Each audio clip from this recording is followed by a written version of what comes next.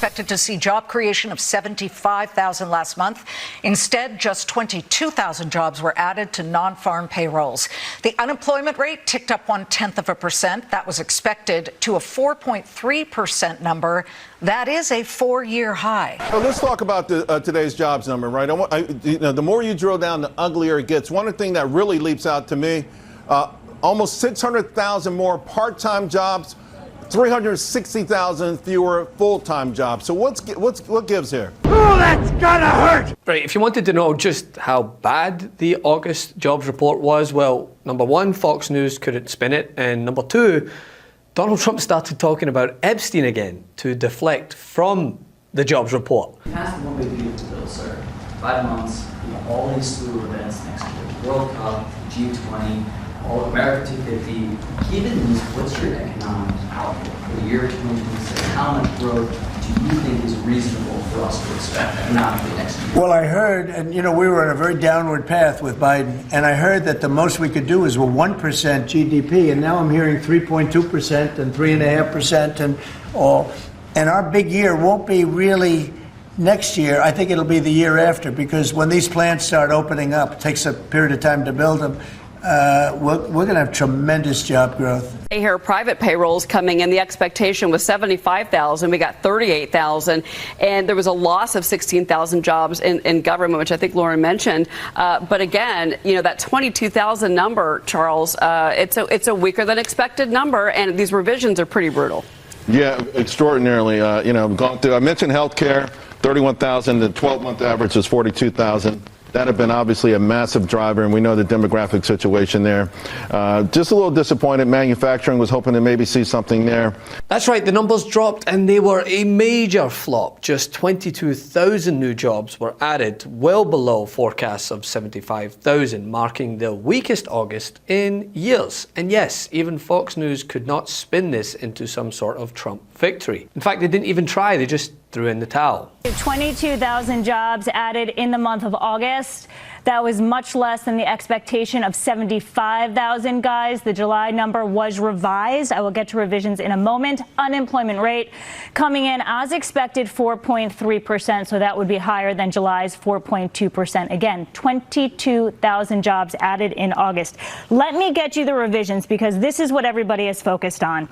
For June and July together, combined 21,000 jobs lower than previously reported. I'll categorize that now. So you see for June, it was revised down by 27,000, getting you to negative 13,000, and the change for July up by 6,000, getting you to 79,000. Now, while countless Trump propagandists were out on force lying to the American people and again blaming those doing the counting, despite the fact that Trump fired the Bureau of Labor Statistics director over last month's disappointing results, so I wonder what he's going to do this time, economists are attributing the slowdown to Trump's economic strategy, high tariffs, erratic immigration policies, and a firing spree. But also, who warned us again that this very thing would happen? Oh, that's right. What Goldman Sachs has said is that Donald Trump's plan would make the economy worse. Mine would strengthen the economy. What the Wharton School has said is Donald Trump's plan would actually explode the deficit. 16 Nobel laureates have described his economic plan as something that would increase inflation and by the middle of next year would invite a recession. You just have to look at where we are and where we stand on the issues. And I'd invite you to know that Donald Trump actually has no plan for you, because he is more interested in defending himself than he is in looking out for you. Now, markets are now pretty sure the Federal Reserve will cut interest rates soon to prop things up / save the country from complete collapse.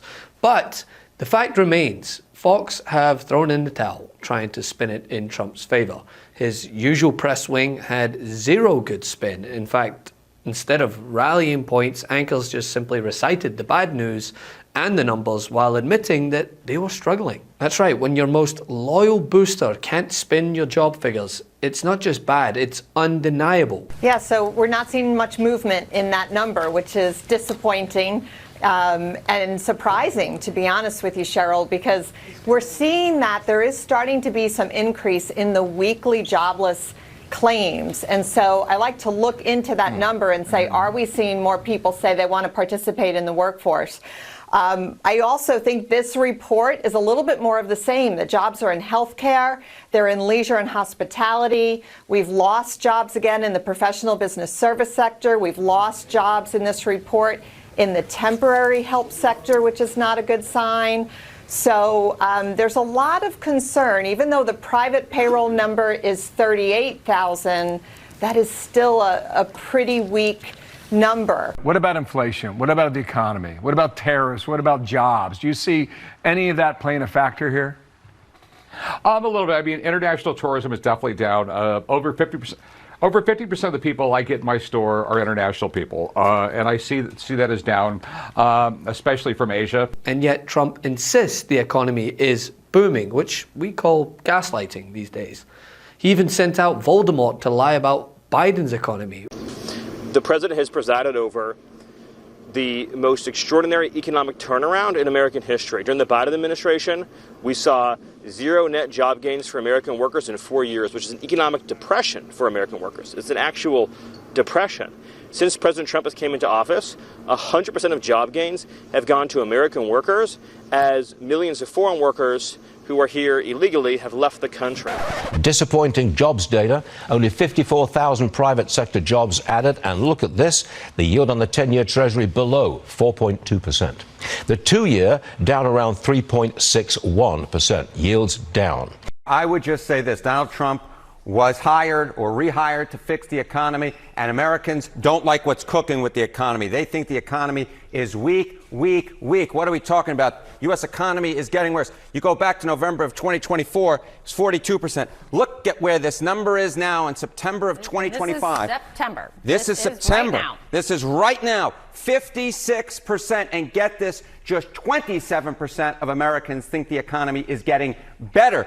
27 is much lower than 56. 56, the clear majority of Americans think the economy is getting worse. This is no bueno. That's the economy. What about jobs specifically? Okay, so, we've been talking about the economy generally, and oftentimes when we're talking about that recently, we've been talking about inflation. But let's talk about jobs, because jobs is becoming a weak point in the minds of the American public. On jobs and unemployment, we are on the wrong track or the right track. Back in January, the plurality said right track, 40%. Wrong track was 32%.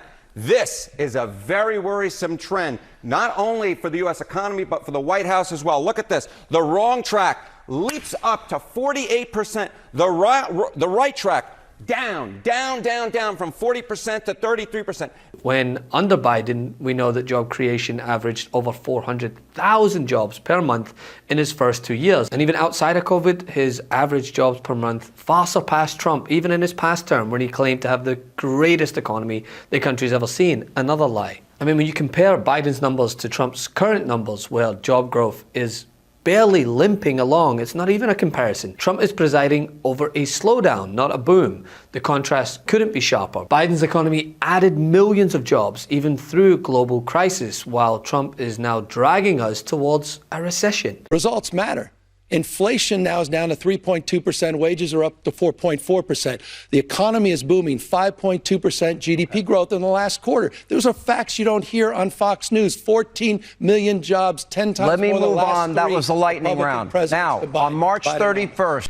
We have manufacturing and construction declines, which he claims are on the up, leaving only healthcare and social services showing gains. Now, the 3-month hiring average is also now at the lowest point in 15 years outside of the pandemic. So while Trump can try and lie and fire his way out of this, the numbers do not lie, to the point that his #1 network can't deny it. Would you admit to being just a little disappointed by this weakening job market? Well, 22,000 jobs underperformed just a bit, but it's still in the positive. Almost 500,000 jobs have been created since the president took office. It's going to take some time. But again, when everybody's working for the American people and the American worker, and somebody chooses not to, and they're instrumental in those decisions that affect the market, that affect the wage growth, that affect all of those things, do your job. And I know that the president's not going to let up on this, and neither am I. The manufacturing jobs in this latest report down 12,000. Love this video? Support independent media and unlock exclusive content, ad-free videos, and custom emojis by becoming a paid member of our YouTube channel today. You can also gift memberships to others. Let's keep growing together.